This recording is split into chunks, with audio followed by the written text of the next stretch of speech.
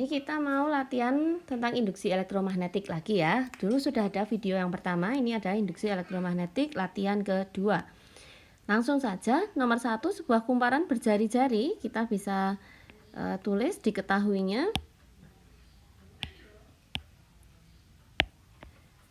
yaitu R sama dengan 20 cm. Kita ubah ke satuan meter, 20 kali 10 pangkat min 2 meter.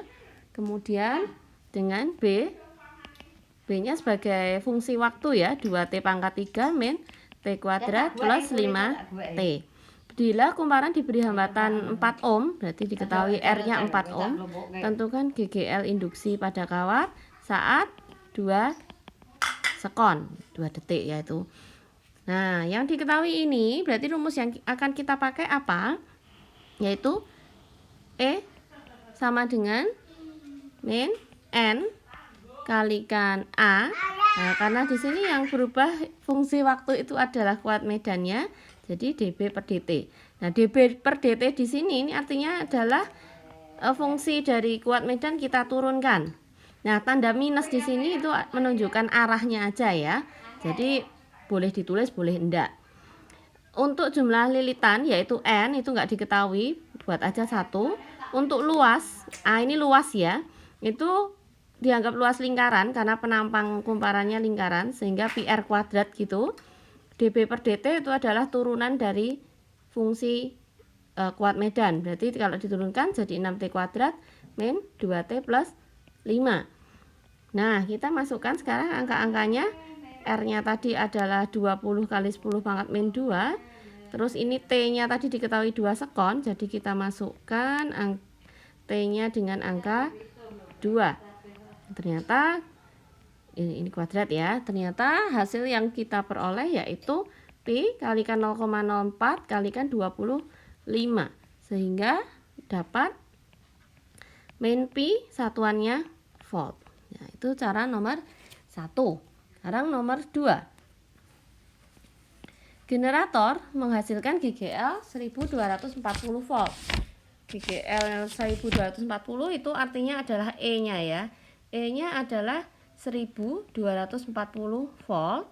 Kemudian berputar dengan frekuensi, jadi F-nya itu adalah 50 Hz. Terdiri dari 100 lilitan. Luas penampangnya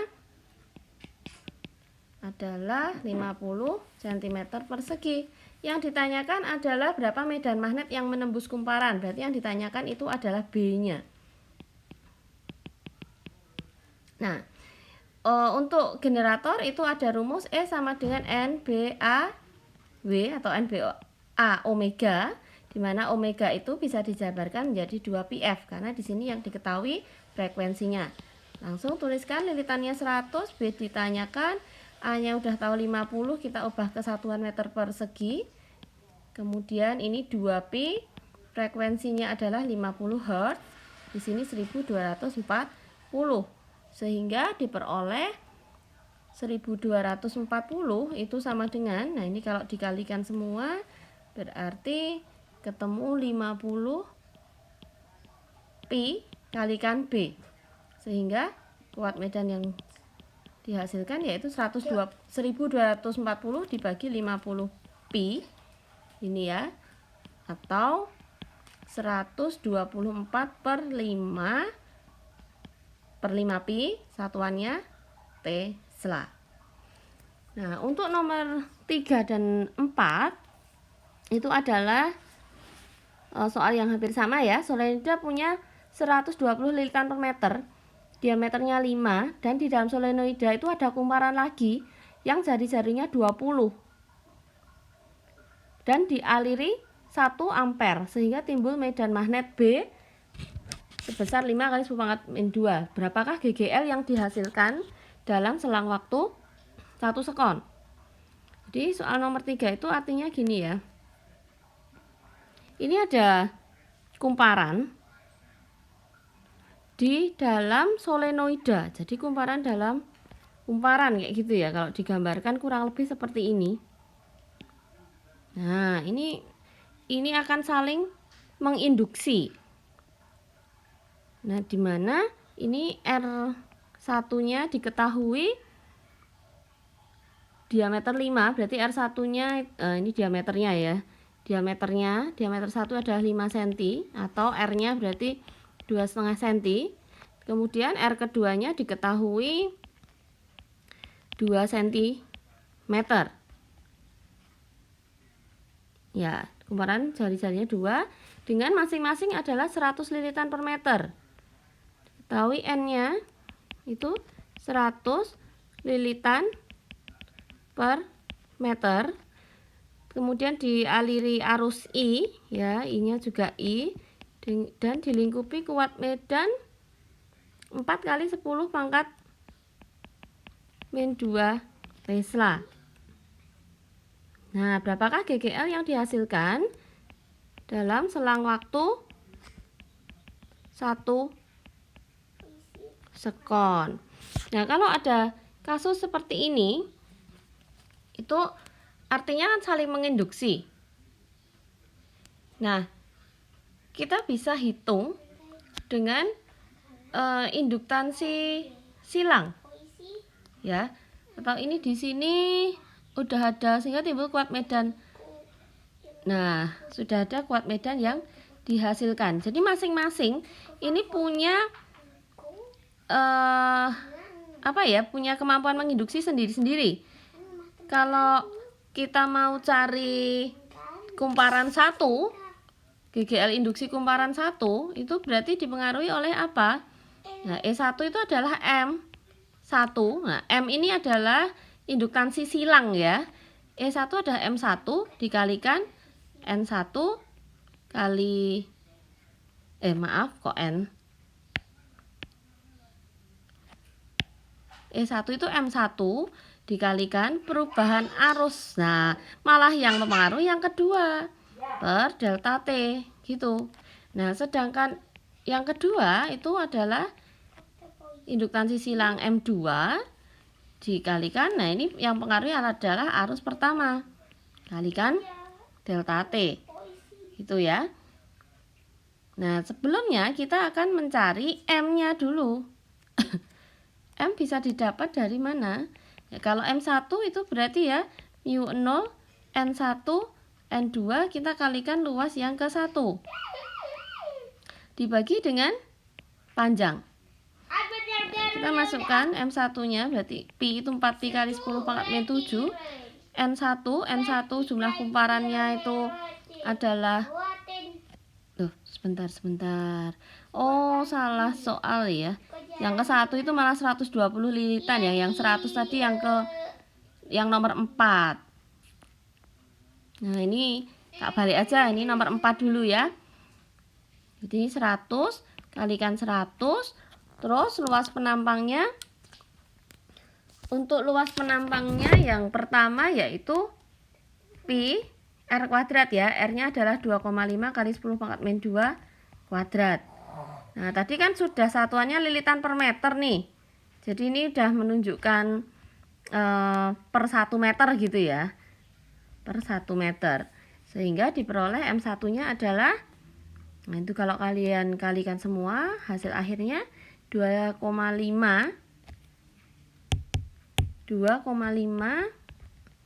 pi kuadrat kali 10 pangkat min 6. Satuannya Henry. Nah, masukkan.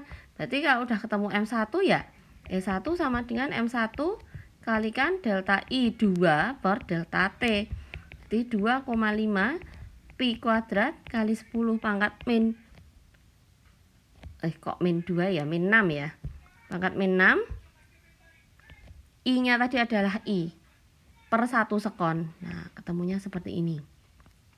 Kalau mau nyari E2, kita nyari M2 mu0 N1 N2 A2 per L. Di 4pi kali 10 pangkat min 7 kalikan 100 kali 100, luas yang kedua itu berarti kan pi R kuadratnya 2 kali 10 pangkat min 2 kuadrat per panjangnya 1 meter, sehingga ini adalah 1,6 pi kuadrat kali 10 pangkat min 6 Henry. Sehingga E2 itu adalah M2 kali delta E1 per delta T 1,6 pi kuadrat kalikan 10 pangkat min 6 kalikan I. Satuannya volt. Nah, saya rasa nomor 3 bisa dilewati dulu ya, karena caranya sama, tinggal kita ganti masukkan angkanya. Sekarang lanjut ke nomor 5. Nomor 5 ini solenoida dengan lilitan 200 jumlahnya. Jadi ini N, diketahui panjangnya 50 cm dan luas penampang 40 cm persegi. Diketahui I-nya 10 ampere. Berapa energi dalam solenoida? Ya. Kita tulis diketahuinya dulu ya.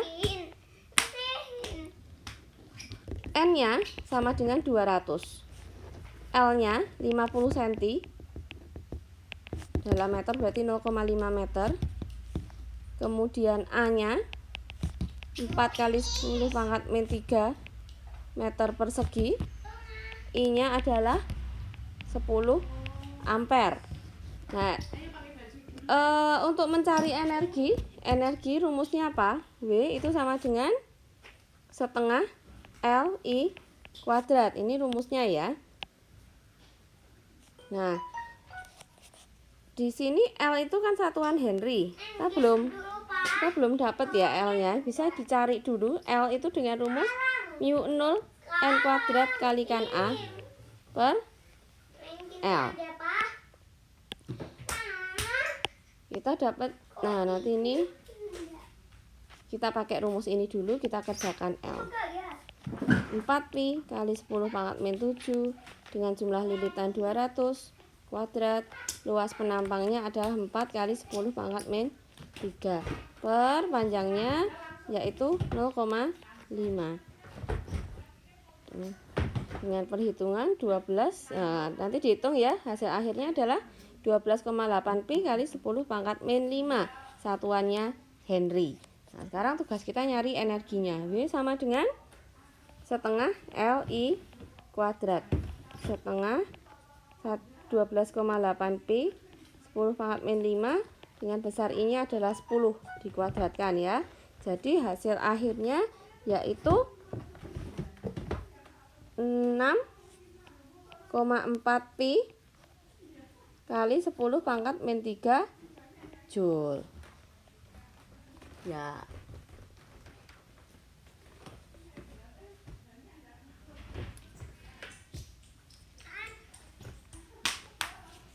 Ya, seperti itu nomor 5 ya. Kemudian lanjut ke nomor 6. 2 buah kumparan luas penampangnya. Nah, ini 2 kumparan lagi, luas penampangnya 0,5, panjangnya 100 cm, masing-masing 10 lilitan dan 20 lilitan. Saling melingkupi GGL sesaat yang menyebabkan perubahan arus. Itu perubahan arus nih delta I per delta T gitu ya. Sehingga timbul GGL di B. Berapa besar induktansi diri di kedua kumparan? Nah, ini yang ditanyakan artinya adalah induktansi silang. Kita tulis diketahuinya. Luasnya adalah 0,5 cm persegi atau 5 kali 10 pangkat min 5 meter persegi. Kemudian panjangnya adalah 1 meter. Kumparan A itu 10 lilitan, yang B itu 20 lilitan. Dan diketahui laju arusnya, ya ini namanya laju arus 10 ampere per sekon.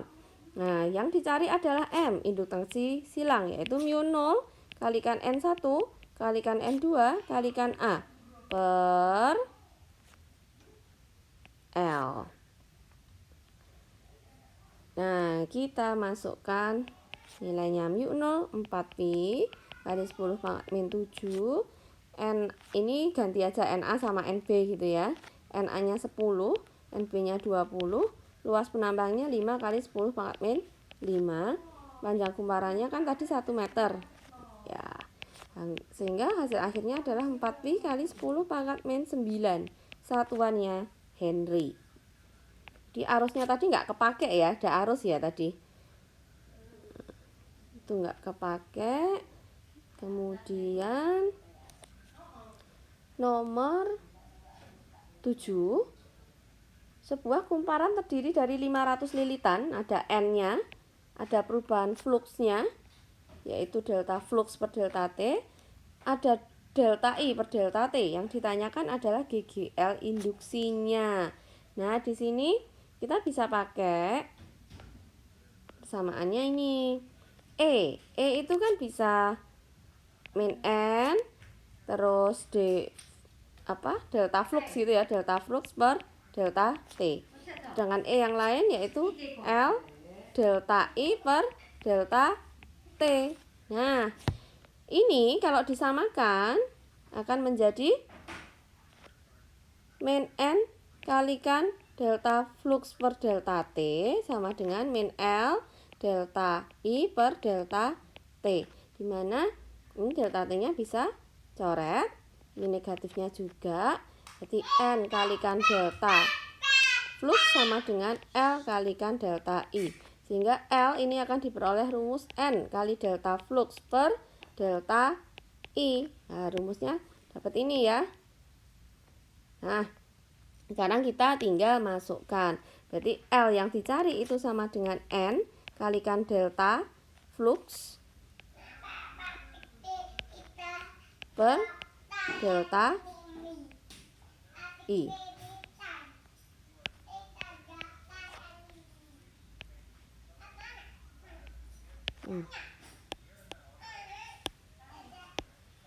Per delta I. N-nya tadi 500, delta fluxnya 0,03, delta I-nya adalah 0,5, sehingga hasilnya adalah 30 Henry. Tadi yang ditanyain apa ya? Oh, GGL induksinya ya. Berarti kalau GGL induksinya kita bisa pakai salah satu rumus ya sebenarnya. Nah, tadi kalau udah ketemu Henry kita pakai ini aja lah. 30, delta I-nya adalah delta I per delta T-nya tadi 0,5, sehingga hasilnya adalah min 15 volt. Nomor 8 terakhir, diketahui kawat panjang, jadi L-nya 50 cm, digerakkan dengan kecepatan ini V ya, menerobos medan magnet ini B. Jika kawat tersebut dirangkai sebuah hambatan 8 ohm, yang ditanyakan adalah gaya Lorentz kawat tersebut.